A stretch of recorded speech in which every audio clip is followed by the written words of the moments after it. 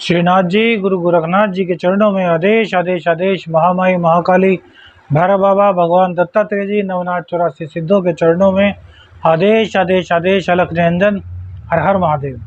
आज बात करते हैं रविवार की। सूर्य देव को ध्यान करते हुए 30 जुलाई श्रावण अधिक माह में शुक्ल पक्ष है। आज प्रदोष व्रत आज होगा और द्वादशी तिथि भी आज ही के दिन है। आज सूर्योदय का जो समय है वो सुबह को 5:40 से होगा और सूर्यास्त शाम को 7:13 पर होगा।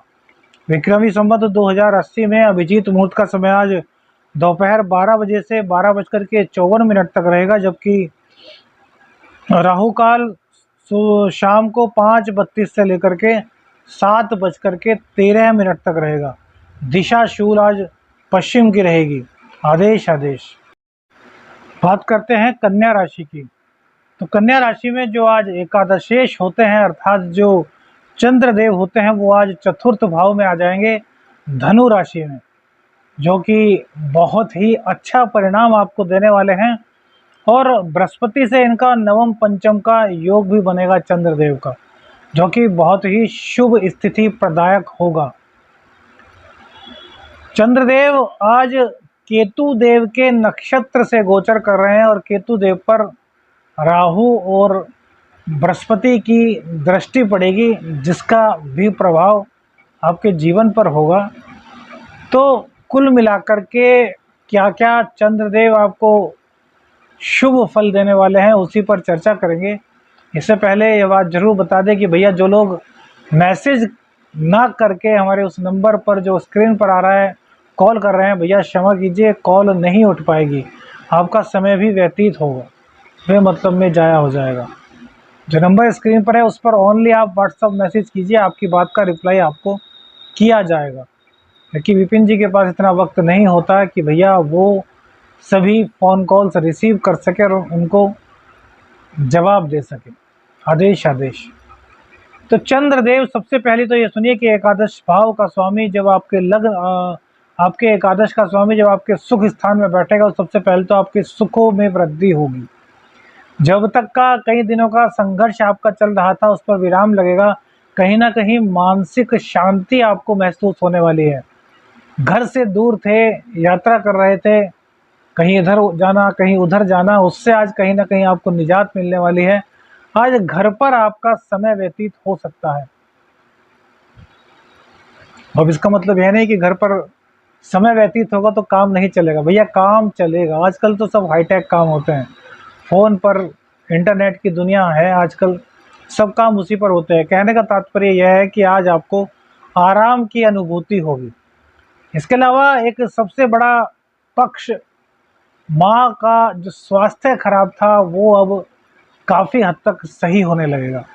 एक और तो बृहस्पति देव की पावर बढ़ गई है, राहु की पावर काफ़ी घट गई है, और वहीं चंद्रदेव का इस भाव में आकर के बैठना, जहाँ के वे नैसर्गिक कारक होते हैं।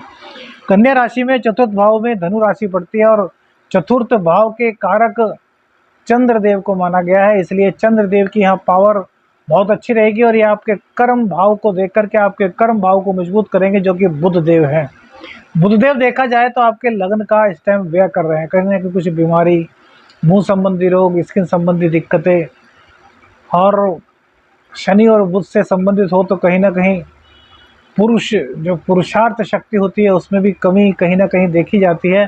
तो इन सब चीज़ों से चंद्रदेव आपको अब थोड़ा निजात दिलाएंगे।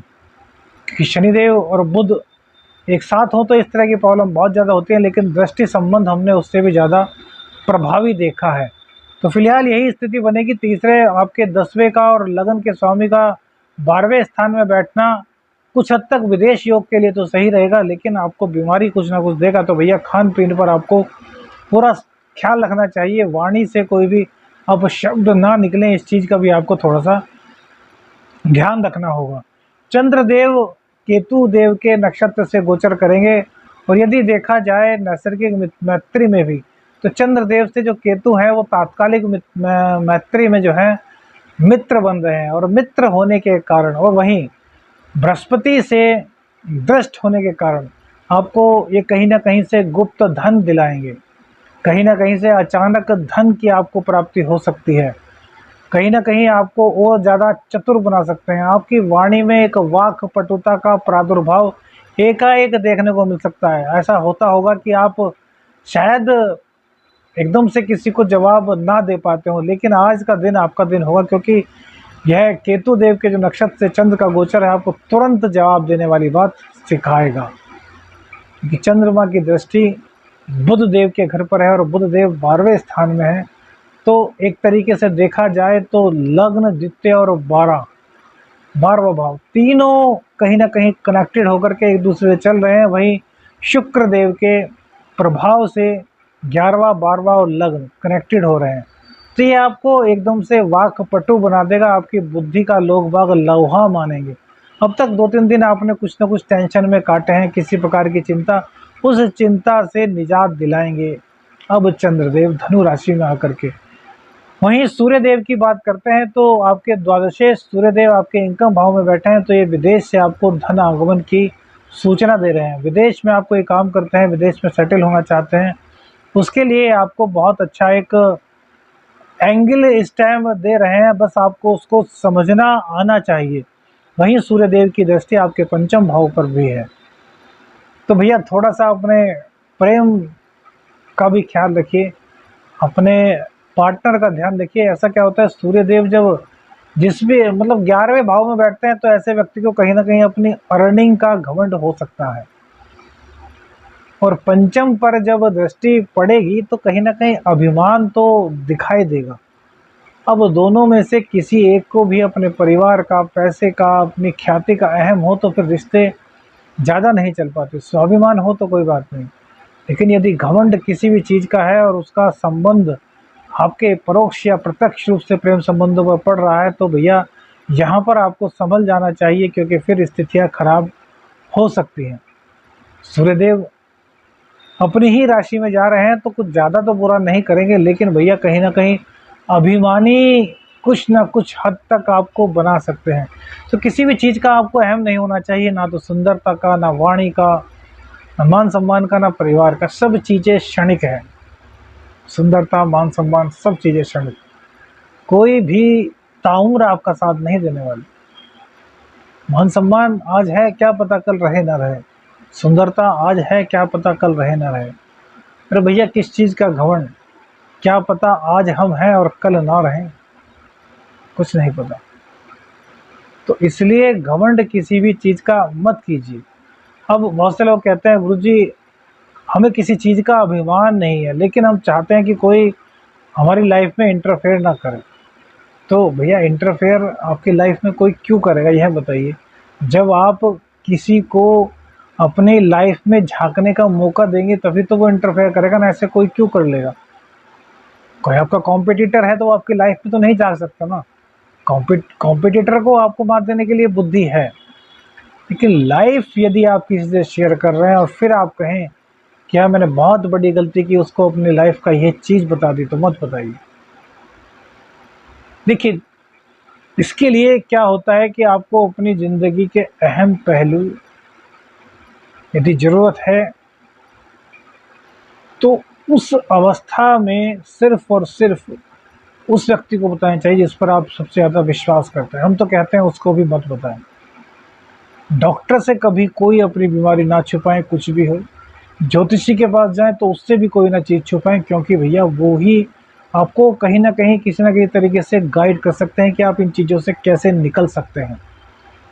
और इसके अलावा ऐसा व्यक्ति हमने तो कोई नहीं देखा जिसको कि आप सब कुछ बता दें और कभी भी वो इन चीज़ों का जिक्र ना करें। देखिए अपवाद हर जगह हैं, अपवाद की बात नहीं कर रहे, लेकिन कहीं ना कहीं कुछ राज आपका खोल देते हैं जो आपकी लाइफ के लिए बहुत बुरा होता है।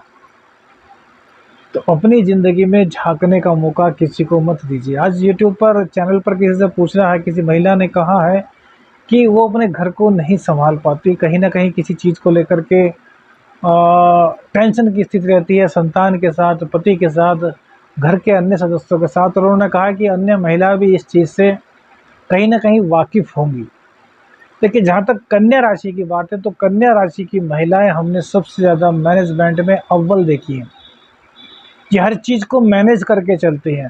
दिक्कत कहाँ आती है, जब दूसरा व्यक्ति भी अपना मैनेजमेंट इनके सामने दिखाता है, बस यहीं पर एक सबसे ज़्यादा प्रॉब्लम होती है। वरना कन्या राशि, मिथुन राशि, तुला राशि, ये लोग बहुत ज़्यादा बैलेंस करके चलते हैं अपनी लाइफ को, अपने परिवार को।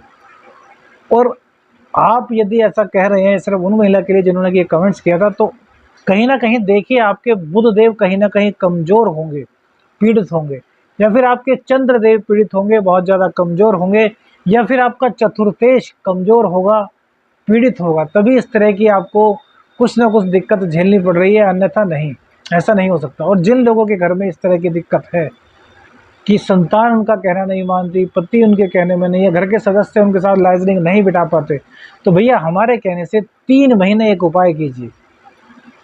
आप खाना बनाइए और अपने किचन में ही सभी सदस्यों को खाना खिलाइए। 3 महीने के अंदर आपके घर से इस प्रकार की जो अशांति है सदा सदा के लिए समाप्त हो जाएगी। दूसरी बात, जहाँ भी आप खाना खाएं, वैसे तो रसोई में खाना खाना चाहिए, जब भी आप खाना खाएं तो नीचे ज़मीन पर बैठ कर के खाना खाइए, बेड पर, टेबल पर, इस पर बैठ कर कभी खाना मत खाइए।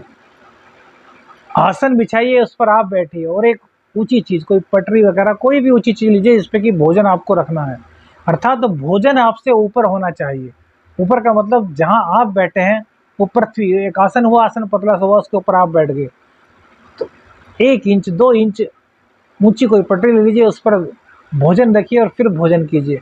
फिर देखिए किस प्रकार से घर से नकारात्मकता भागती है, अशांति भागती है, कलह भागती है। बहुत गजब का उपाय है, करके देखेंगे तो बताएंगे, खुद ही कमेंट करने पर मजबूर हो जाएंगे। शुक्रदेव आपको बहुत अच्छा लाभ दे रहे हैं, आपके भाग्य को मजबूत कर रहे हैं। विदेश से इनकम, आपका कोई कोर्ट कचहरी का केस था तो उसको समाप्त करवा रहे हैं, आपके खिलाफ कोई षड्यंत्र रच रहा था तो उसको अब जाइए समाप्त कर रहे हैं। अर्थात कुल मिलाकर के शुक्रदेव की कृपा भी आप पर पूरे जोर शोर से अब बरस रही है। कहीं पर किसी तरह की कोई दिक्कत नहीं दिखाई दे रही, सिर्फ और सिर्फ अभिमान को आपको समाप्त करना है, और गलत तरीके से, अर्थात किसी का दिल दुखाकर या फिर इनलीगल तरीके से धन कमाने से पूरी तरीके से परहेज करना है। आदेश आदेश अलख निरंजन। हर हर महादेव।